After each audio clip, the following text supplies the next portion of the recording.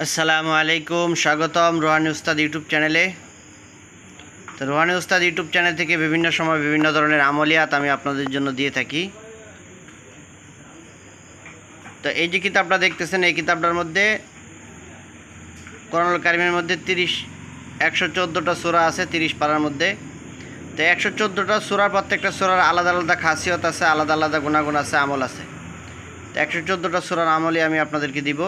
এর আগে আমি আপনাদেরকে সূরা ফালাক ও সূরা নাসের আমল দিয়েছিলাম। ওই দুইটা আমল খুব ভালোভাবে যারা ফলোয়ার আছে ওনারা এই আমলটা দেখেছেন। তো আজকে আপনাদেরকে সূরা লাহাব এবং সূরা ইখলাসের আমল দিব। এখান থেকে আমি আপনাদেরকে দিতেছি আমলটা, আপনারা দেখতে থাকুন। আমি অন্য আর কোনো বাড়িয়ে আমি বলবো না, এখানে যেটুকু লেখা আছে, যেভাবে লেখা আছে ওইভাবে আমি আপনাদেরকে পড়ে শোনাবো। ঠিক আছে, ওইভাবে আপনারা কাজ করবেন, ইনশাল্লাহ খুব ভালো ফল পাইবেন। সূরা তাব্বাত মানে সূরা লাহাব, এটা কোরআনুল কারীমের শেষের দিকে সূরা। তো দেখেন এই সূরাটার কী কাজ আপনারা করতে পারবেন, আর এই সূরাটার ফজিলত কী, খাসিয়ত কী। সূরা লাহাবের ফজিলতটা আগে বর্ণনা করতেছি, এটা দিয়ে কী কাজ করতে পারবেন।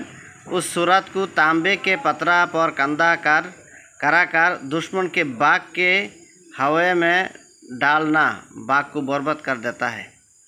এখানে বলা হইতেছে যে সূরা লাহাব, এই সূরাটা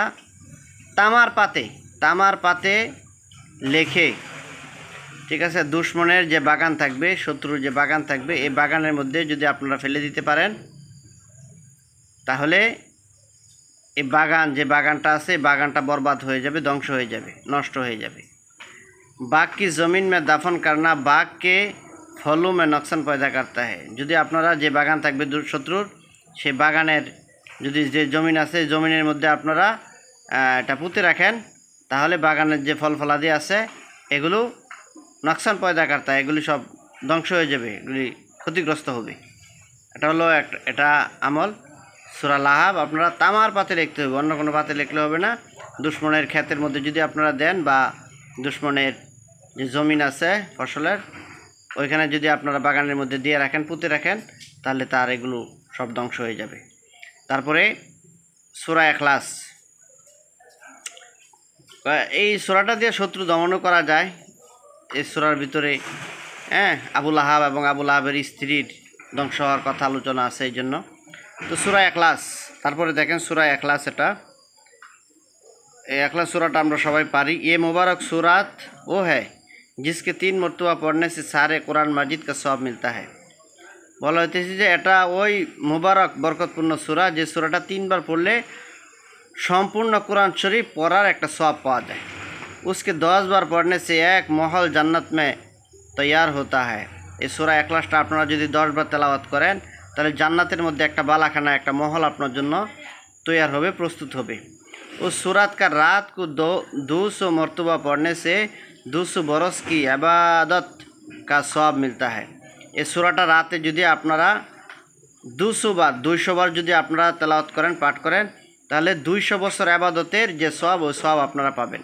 उसका हमेशा पढ़ने वाला ईमान पर मरता है। এই সূরাটা যদি আপনারা রেগুলার, আপনারা কন্টিনিউ আমলের মধ্যে আপনারা নিয়ে আসেন, তাহলে আপনার মৃত্যুটা ইমানি হালতে মৃত্যু হবে। আল গরজ उसका সওয়াব লা ইনতাহা है। মোট কথা হলো তার সওয়াবের কোনো শেষ নাই, সীমা নাই। ঠিক আছে, এটা আমি আপনাদেরকে দিলাম সূরা ইখলাসের এবং সূরা লাহাবের আমল।